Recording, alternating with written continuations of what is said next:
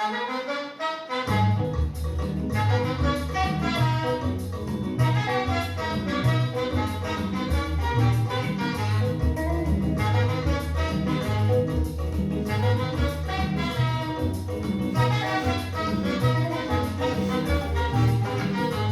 ça va.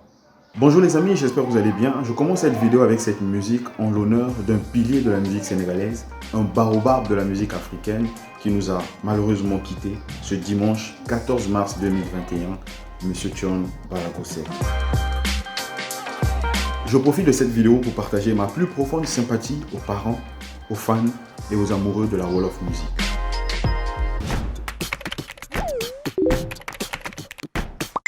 Aujourd'hui les amis, on va parler d'un sujet triste mais vrai.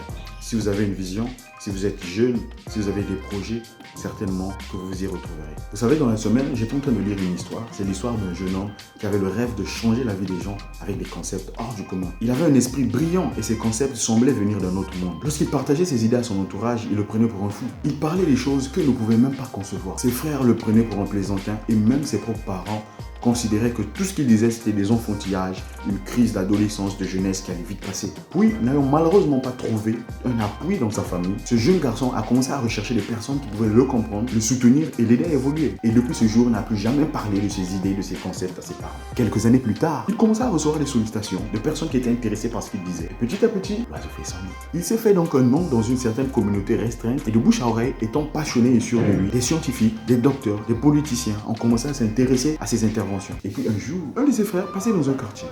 Et soudain, pendant qu'il marchait, c'est quoi cet attroupement? Curieux, il voulait bien voir ce qui se passait. Il s'est approché en cherchant à comprendre ce qui se passait. Il vit le jeune homme au milieu de la foule en train de faire un discours. Aussitôt, il se dit, le petit frère est devenu fou. Pour lui, en fait, il s'est dit que le petit avait pété un câble. Là, c'était fini pour lui, c'était la folie. Et du coup, il a couru vite chez lui avertir ses parents et ses frères que la folie du gars avait pris de l'ampleur. Ensemble, ils sont repartis sur les lieux pour ramener le jeune garçon de force à la maison. Arrivé sur le lieu, ils l'ont appelé afin de le ramener à la maison et essayer de lui faire retrouver raison. Et c'est là que ce jeune homme leur dira, mais mes véritables parents, ce sont ceux-là, ceux qui m'ont soutenu alors que personne ne croyait en moi.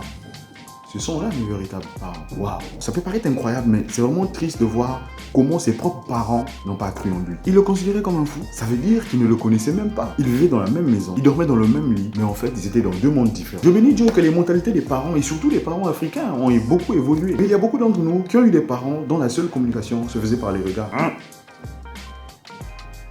Vous voyez ce que je veux dire? Alors on n'osait même pas parler de ses rêves à son père. Pour d'autres parents, pour certains grands frères qu'on a eus, nos rêves, nos projets, nos visions n'étaient pas assez importants pour qu'ils s'y intéressent. C'est vrai que je parle beaucoup de parents, mais nous aussi aujourd'hui, nous sommes devenus des grands frères et même des parents. Est-ce que nous prenons le temps d'écouter nos petits frères, nos fils, nos enfants? Est-ce que nous prenons le temps de les écouter ou bien nous banalisons leurs aspirations, leurs rêves? J'ai remarqué dans nos familles africaines, lorsqu'un petit ou même un frère partage ses idées, nous lui balançons souvent des phrases du genre « Ah petit, ne sais encore rien de la vie, grandis encore, tu comprendras, quand tu seras grand, tu vas comprendre. » Ah petit, il y a des gens qui sont venus qui ont essayé, après c'est toi qui vas arriver. Ah petit, laisse ça, laisse ça, laisse ça. Et au final, on considère nos frères, nos sœurs trop petits pour avoir des projets pertinents. Les amis, je pense qu'aujourd'hui, il est très important de chercher à écouter nos plus jeunes, nos frères, nos amis, nos sœurs, de chercher à comprendre leur vision et de les accompagner.